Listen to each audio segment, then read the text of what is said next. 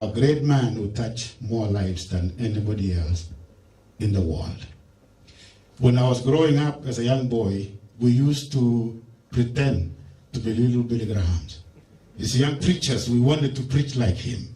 So, and I'm glad that this ministry will perpetuate to the glory of God, and for many lives, as you said, will be touched.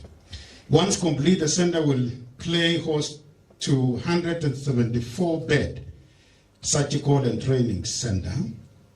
This includes 52 intensive care unit, post-anesthesia care unit, 6 major operating theaters, catheterization suite, 5 endoscopy rooms, and an outpatient clinic, and modern equipment.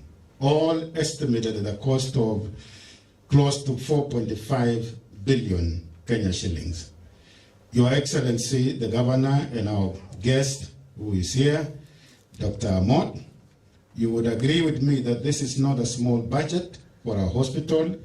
Actually, that is close to your entire county budget for a whole year. And that's a major investment here at Tenwek Hospital.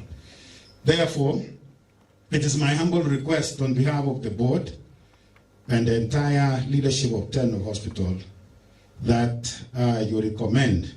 These are 2 government leaders representing CS Kagwe and also representing the county government of Bomet.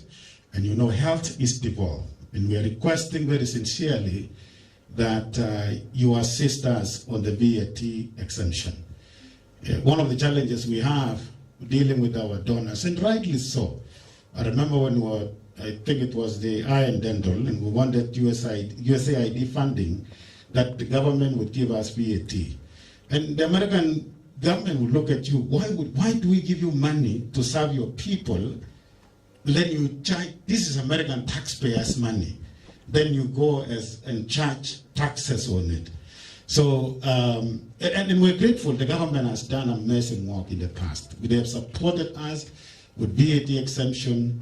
We have a lot of equipment that has been brought to Tenwek Hospital, supported by the government. And that's our request, DG, Dr. Amot, and also our governor, that really, in appreciation to the donors, and for us to be able to extend the dollar and the shilling to do more work, we request that VAT exemption be granted. I don't want to say much about NHIF. Tenwek Hospital offers affordable quality healthcare in a rural facility, but we pay our doctors competitively. Now, for a facility of this magnitude, for us to be able to run it, NHIF is going to be a very, very, very critical partner.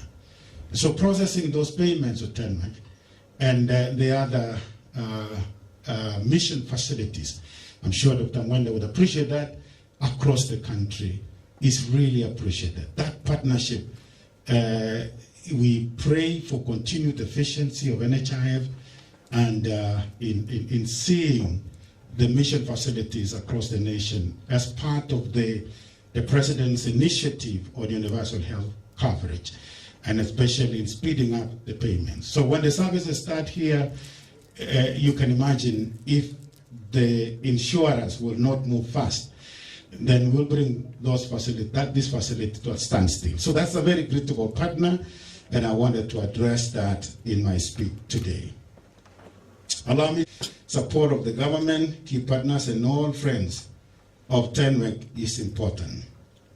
As a hospital, we have always strived to offer quality and affordable healthcare services to our patients in line with the government's universal health plan. Thus, upon completion, the cardiothoracic center will greatly improve the health outcomes of the people living with cardiovascular diseases, not only in Kenya, but also in sub-Saharan Africa.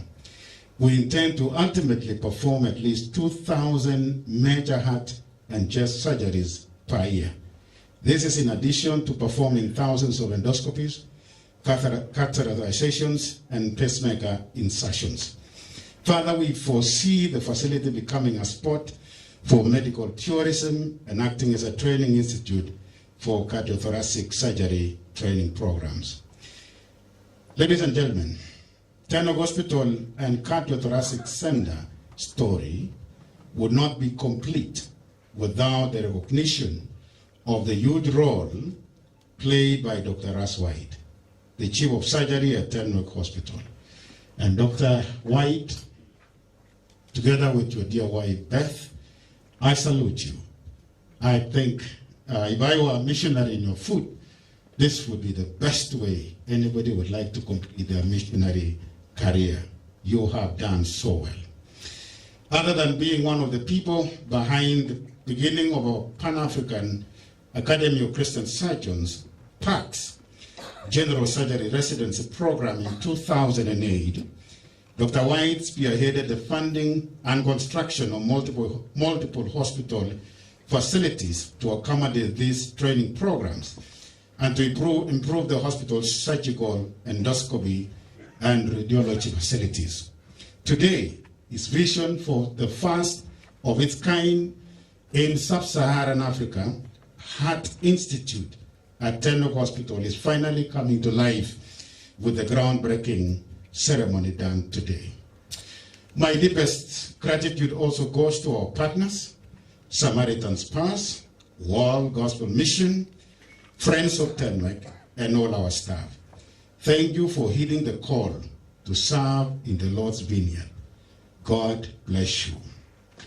There is also no doubt that we as a hospital would not be here where we are today without God's unending love and provision to our institution that have kept us going even in times of great uncertainty, like these moments of the pandemic.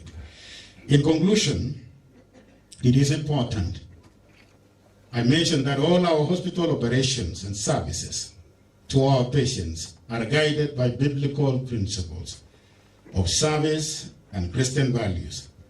And this, dear friends, is our strong tower.